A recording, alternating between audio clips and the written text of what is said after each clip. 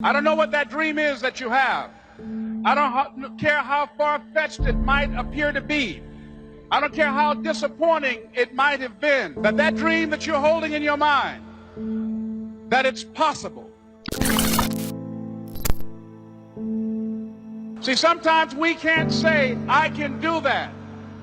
But what we can say, that it's possible that I can have my dream. As we run toward it, as we work on it day in and day out. Most people have done all that they're ever going to do. They raise a family, they earn a living, and then they die. But people who are running toward their dreams, life has a special kind of meaning. You are going to incur a lot of disappointment, a lot of failure, a lot of pain, a lot of setbacks, a lot of defeats. But in the process of doing that, you will discover some things about yourself that you don't know right now. What you will realize is that you have greatness within you. What you'll realize is that you're more powerful than you can ever begin to imagine. What you will realize is that you're greater than your circumstances, that you don't have to go through life being a victim. I met a high school teacher who one day changed my life. I was waiting on another student, and when he came in, he said to me, "Young man, go to the board and write what I'm about to tell you." And I said, I can't do that, sir. He said, "Why not?" I said, "I'm not one of your students." He said, "It doesn't matter. Follow my directions now." I said, "I can't do that, sir." He said, "Why not?" I said, "Because I'm educable mentally retarded." And he came from behind his desk and he looked at me. He said, "Don't ever say that again. Someone's opinion of you does not have to become your reality." Most people don't work on their dreams. Why? One is because of fear. The fear of failure. What if things don't work out? And the fear of success. What if they do and I can't handle it? They stop growing. They stop working on themselves. They stop stretching. They stop pushing themselves. And they end up becoming very cynical about life. And they throw in the towel on themselves, on their families, and on their dreams. And the other thing is that most people don't feel worthy. Because I did not have a college education, because I didn't believe in myself, because I allowed other people's opinion of me to control my destiny, I didn't act on my ideas. I applaud you for believing in yourself, because that's what life is about. I'm saying to you, your dream is possible. It's necessary to know that a lot of people like to complain, but they don't want to do anything about their situation. That you are an uncommon breed.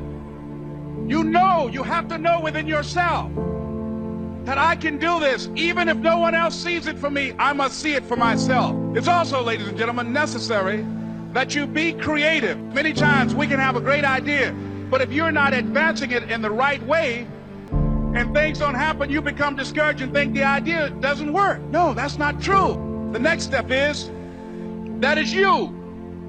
That is you. That no one can do it for you but you.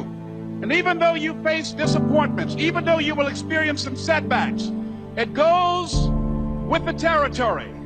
You must understand that. I remember I was playing a game with my 9-year-old son, John Leslie, and I beat him 10 straight games in a game called Connect 4. And finally, I said, "John Leslie, I'm bored. I don't want to play you anymore." John Leslie said, "No, you can't go now, Dad." I said, "Why?" He said, "It's not over until I win." That was his attitude. We sat down and we played several other games. And finally, after the 11th game, John Leslie won, and he got up and he yawned. And he said, "I'm ready to go to sleep now." And I'm saying to you, what if all of us took that attitude after we face a rejection and a no, or we have a meeting and no one shows up, or somebody say, "You can count on me," and they don't come through?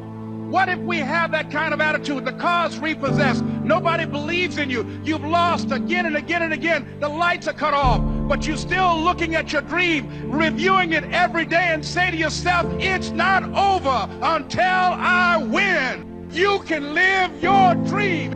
The next thing, ladies and gentlemen, I want to share with you, that some of you already know, that it's hard. It's not easy. It's hard changing your life.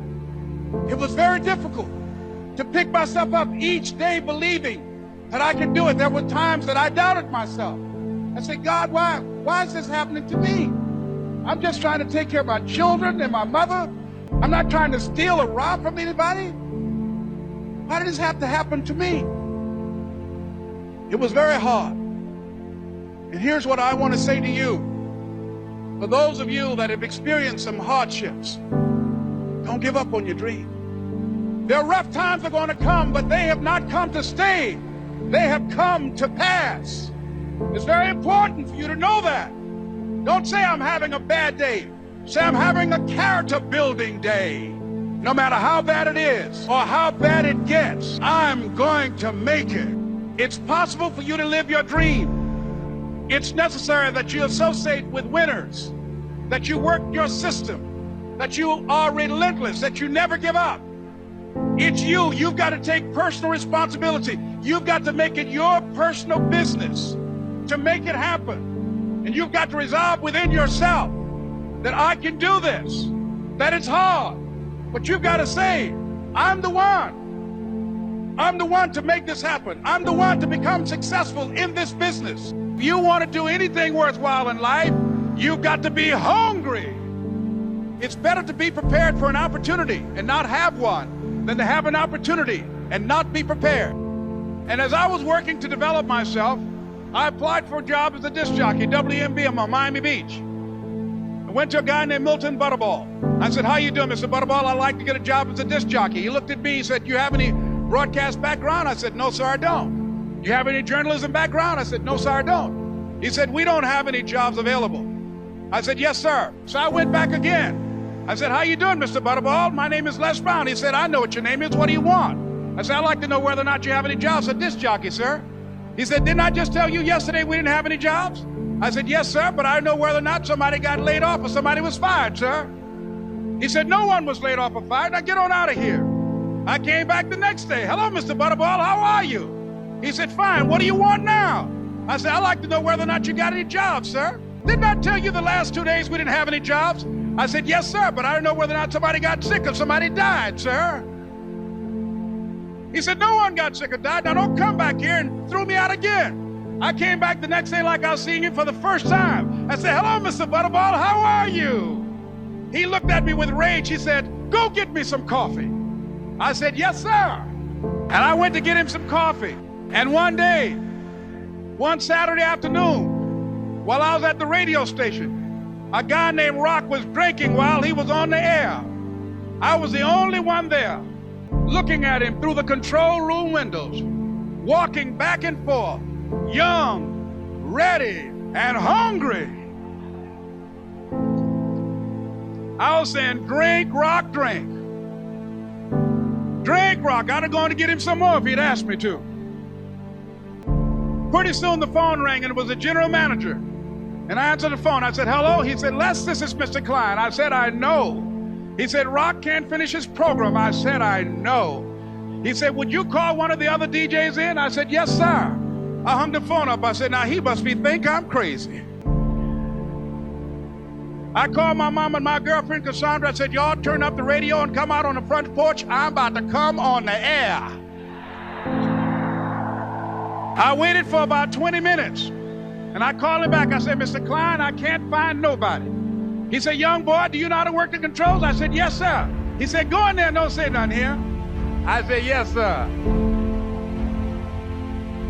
I couldn't wait to get behind those controls. I put on an old Stevie Wonder record called Fingertips. I sat down behind that turntable. I said, look out, this is me, LB, Triple P. Les Brown, your platter playing papa. There were none before me, and there will be none after me. Therefore, that makes me the one and only. Young and single and love to mingle, certified, bona fide, indubitably qualified to bring you satisfaction, a whole lot of action. Look out, baby, I'm your love man. I was hungry. I was hungry. You got to be hungry. So, ladies and gentlemen, if you want to make your dream become reality, the people that are running at their dreams know that it's possible that you can live your dream, that it's necessary, that you're relentless, that you have a plan of action, that you are creative. The people that are living their dream are finding winners to attach themselves to. The people that are living their dreams are the people that know that if it's going to happen, it's up to them. And they're resolving within themselves, it's not over until I win. The people that are running after their dream know they're going to have hard times. They keep on running because they're saying within themselves, I'm the one. No matter how bad it is or how bad it gets, I'm going to make it. The people that are running after their dreams are the people that are hungry, that if you want a thing bad enough to go out and fight for it, to work day and night for it, to give up your time, your peace, and your sleep for it. If all that you dream and scheme is about it, and life seems useless and worthless without it, and if you gladly sweat for it and fret for it and plan for it and lose all your terror of the opposition for it, and if you simply go after that thing that you want with all of your capacity, strength and sagacity, faith, hope and confidence, and stern pertinacity, if neither cold poverty, famish or thought, sickness or pain or body and brain can keep you away from the thing that you want, if darkened and grim, you besiege and beset it, with the help of God you'll get it. This is Mrs. Mamie Brown's baby boy, Leslie Calvin Brown, saying, it's been a plumb pleasing pleasure as well as a privilege. Thank you.